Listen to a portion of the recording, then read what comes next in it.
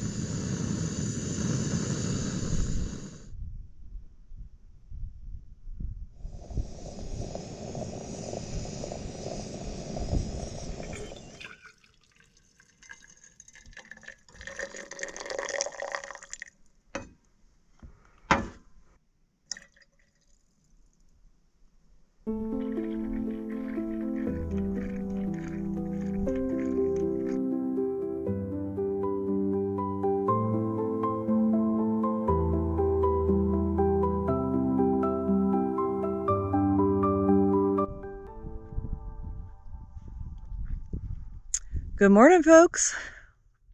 Not a bad view for first thing in the morning.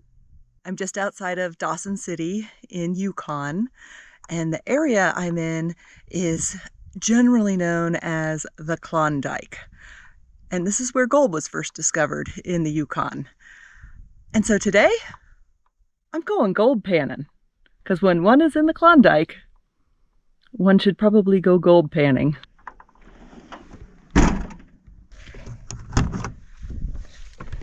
Took me a second to get into the Jeep because it's up a bit higher this morning because I had to drive it up onto some rocks to get it level.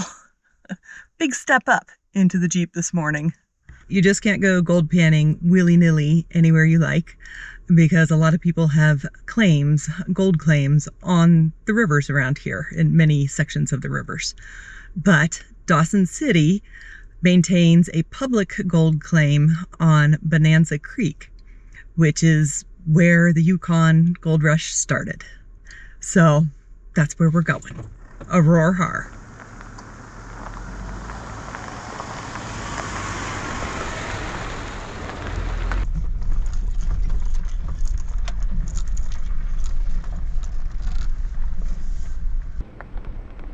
That's the Yukon River, and Dawson City is down there somewhere.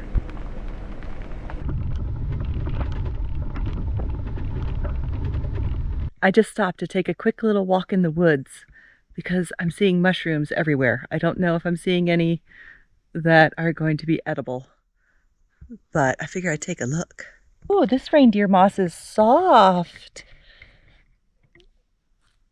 The reindeer moss that I encountered in Tombstone Territorial Park was all hard and crunchy, and this is nice and soft and cushy. Like you could stuff a pillow with it. See, what are these guys? Oh, that's an interesting little fungus. I don't know. I've got no idea what that is. And I don't know what these are either, but let's take a look. Oh, they're slimy. Super slimy. That's interesting. That one's super, super slimy. I don't know what it is. So we're leaving it be, but very slimy. This guy looks like it might be a Russula, and it is. Russula probably is actually pronounced Russula, but whatever. It's close enough. Look at this giant hawkswing. It is huge. There's another one, baby one. Technically, those are edible, but they taste horrible. Like really bad. Even when they're very young, they taste really bad. Neat little shelf fungi. Lots of these guys all over the place. I am actually familiar with these guys. Their name is escaping me at the immediate moment. And I think technically they're edible, but a lot of sources say that they're not. And some sources say that they are. I would like to have all sources agree on their edibility if I were to eat something like that. Sadness, that's the kind I'm looking for, but this is way past its prime. Yeah. Look at these guys. I really don't know my fungi that look like this. And look at these little club fungi. They're little tiny.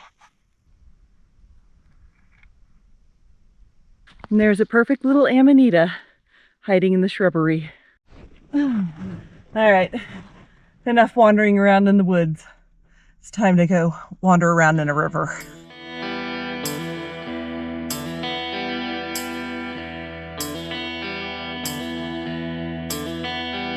There's gold mining stuff all up and down this road, from big piles of tailings to old equipment and such. It's a very active mining area.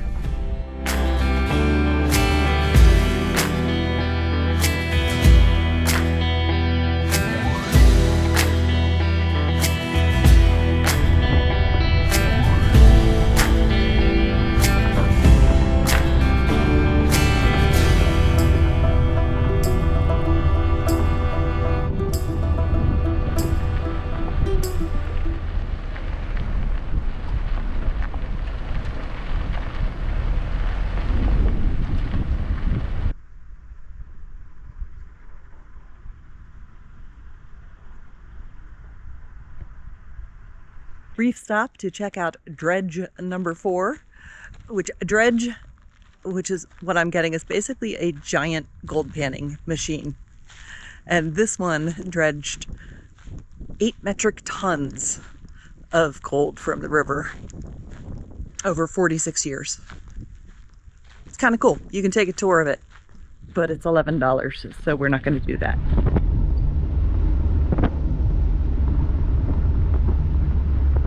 There's a little walking trail here at Discovery Claim, which is where gold was first found during the Klondike Gold Rush on Bonanza Creek. And there's the creek down the hill. You cannot pan here. Look, little puffballs. Puffballs are an edible mushroom, and those look at the edible stage, but they kind of taste like nothing. You have to use some kind of like tofu, and I don't have anything to cook with them right now.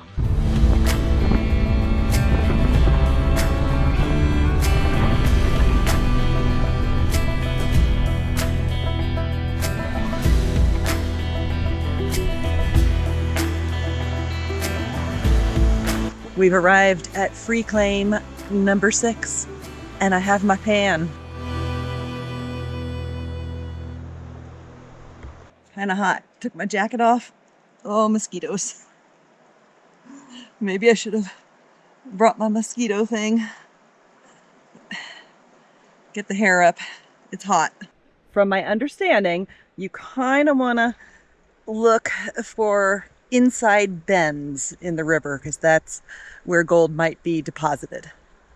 But I just learned how to gold pan last night on YouTube, so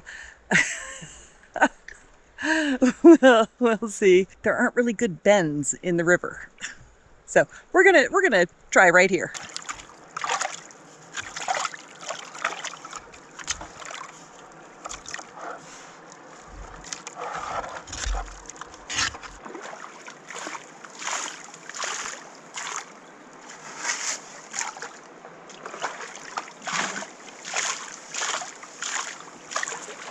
So the idea is to get all the heavy stuff to sink to the bottom.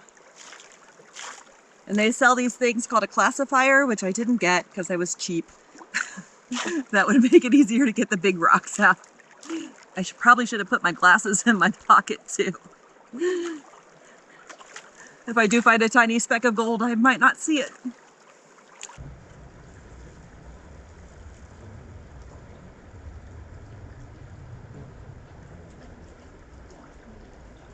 There's a lot of like mica in this sand, so the sparkliness of the mica catches your eye, but it ain't gold. This is my last pan.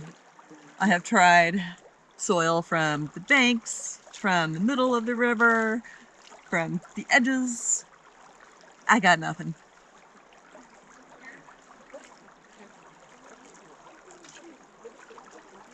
That was fun, even without finding a pot of gold. And now I'm having a somewhat healthy lunch. It's a beautiful day to sit outside, especially since I brought my thermosol to the picnic table with me. Now I need to go out and find some cell service so I can figure out where I'm camping tonight, how far I'm driving today. It's already kind of getting a little late.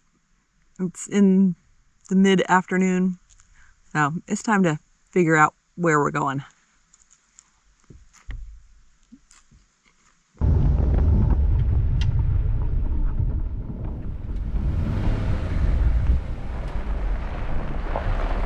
That was a very easy to miss turn. Almost didn't see it, but this will be a nice campsite. These rock riverbanks make it really easy to find a nice level spot. And at the moment, we have it all to ourselves.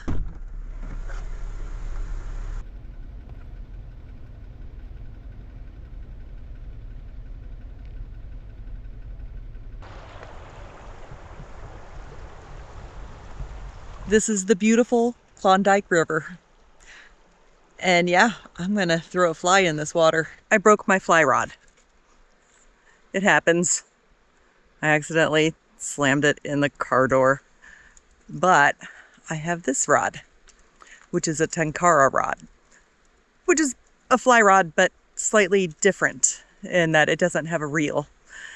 And it's really my backup rod for when I go backpacking, but because it's really lightweight and small and you don't need a reel. That's what we're using today. I gotta pull my pants up.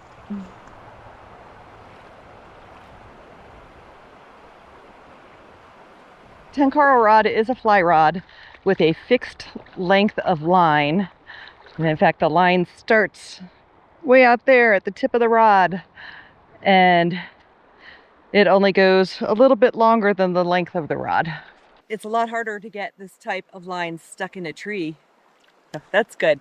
And it's a little different because you keep your rod tip up so that you keep your actual line out of the water and just have the leader in the water. I'm trying to get my fly kind of in the seam between the fast water and the slow water. It's not working out that good. And typically you aren't using a tenkara rod in a river quite this large, but it's what I got at the moment, so it's what we're using.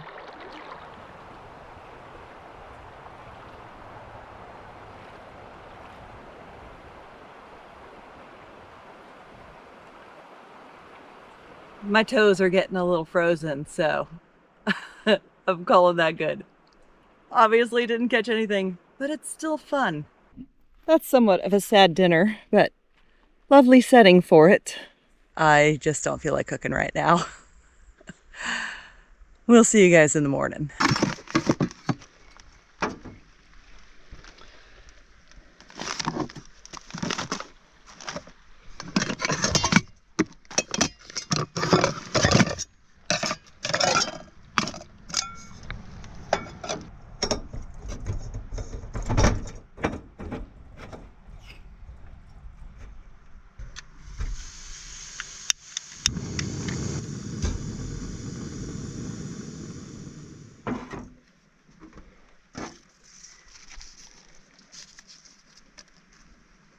It's a drizzly, overcast morning.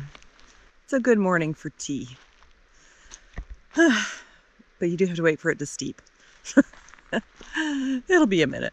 But yeah, it's not horrible outside, and there's not much in the way of mosquitoes, but it's very drizzly. Wouldn't you expect to see a moose or a bear or something? Wish I could tell you I had a plan. We're gonna do super exciting things today. Yeah. No plan. Let's go see what's out there in the world after I have my tea. I do have a general direction that we're heading. This is Alaska. This is the Yukon Territory. And we are on the Klondike Highway on the Klondike River right here. And we are going to be heading south and then turning east at Carmacks to get to Ross River to take the Knoll Road south. The Knoll Road is a dirt road that, from what I've seen, goes through some pretty spectacular territory and seems like a good road to take to get south.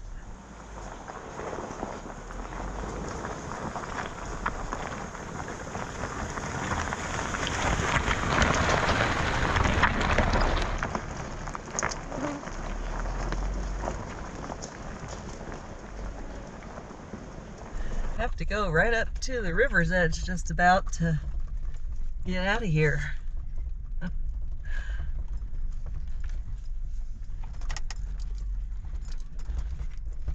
This road I'm on is really super smooth.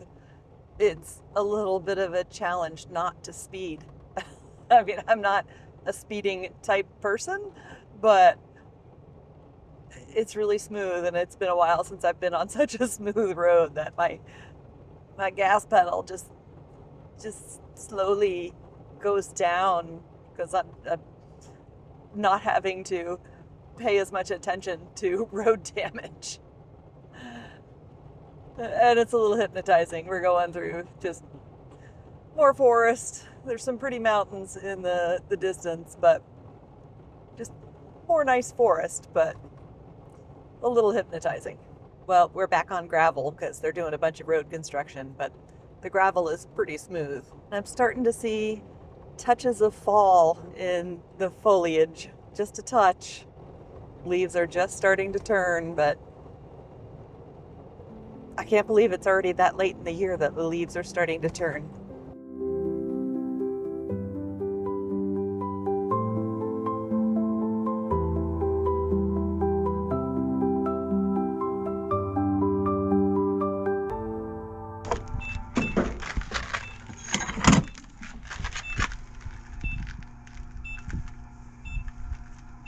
Well, at $1.76 a liter, gas is slightly less expensive here than it has been. I think this is going to be a big driving day. Wasn't necessarily intending it to be, but I think it's going to be, because there's just not a lot between here and the Knoll Road. I did stop for a minute after the Stewart crossing of the Yukon River. Made myself a peanut butter and jelly sandwich. It's too mosquito-y to eat it outside. I used that little break from the road to look at iOverlander as well as get gas and eat lunch. And I think I found a spot that'll work. It's still about 2 hours down the road near Carmacks. And hopefully nobody's there. There are some other options around there, but that one looked pretty nice. So that's where we're going. I've driven quite a ways today with very few indications that there are human habitations anywhere. There is a lot of land up here that is uninhabited or extremely lightly inhabited by humans. And that's pretty awesome. It's just pretty awesome that it exists. And in this area, I don't even see signs of oil and gas drilling or timber production, just forest. Hundreds of kilometers of forest.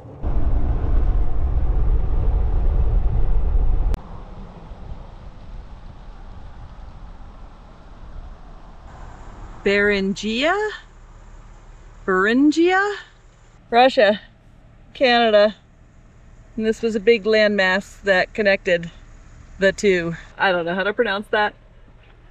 But from here, this is a big landmass that used to be connected to Russia. It is no longer connected to Russia.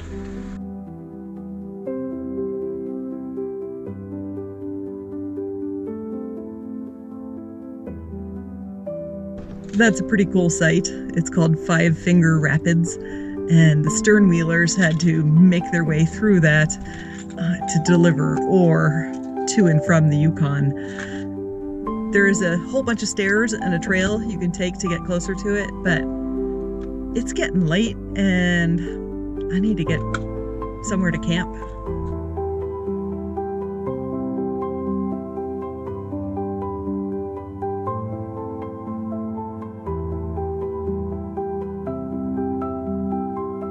That'll do.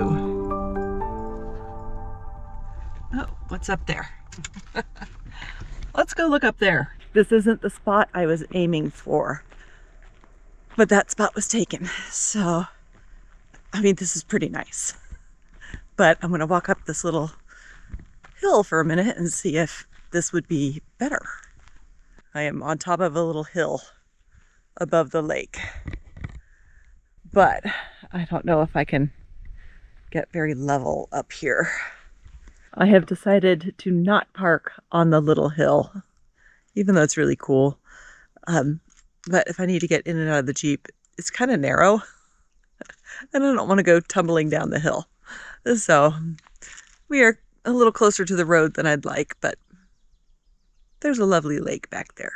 I had a moment as I was driving down here where I thought, maybe I'll make a grilled cheese sandwich tonight because it's all overcast and unpleasant. But that moment's passed. And it's not so overcast anymore. The sun's kind of coming out, so I'm making a salad. Et voila. I know it's the same thing I had for lunch yesterday, but it's easy. I didn't have to cook. And maybe I'll actually eat all of my lettuce before it goes bad. I may even have this for lunch tomorrow. But we'll see how it goes. But I think that's it for today. I want to thank all of you for coming along with me. It's amazing that you're coming along with me. And tomorrow we head toward Knoll Road, which is supposed to be pretty awesome. So I'm excited about that. And yeah, I guess that's it for today. We'll see you guys next time.